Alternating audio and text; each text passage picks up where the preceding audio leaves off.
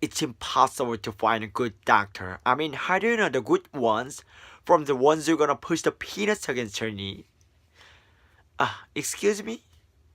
I know what she's talking about. We really gotta find a new pediatrician. Ross is getting sick last night. I think Emma mom caught him. Won't you go to Dr. Get him in? Ross said he died. He didn't die. I just saw his daughter last week. So that's fine. Her on the other hand, botched Botox.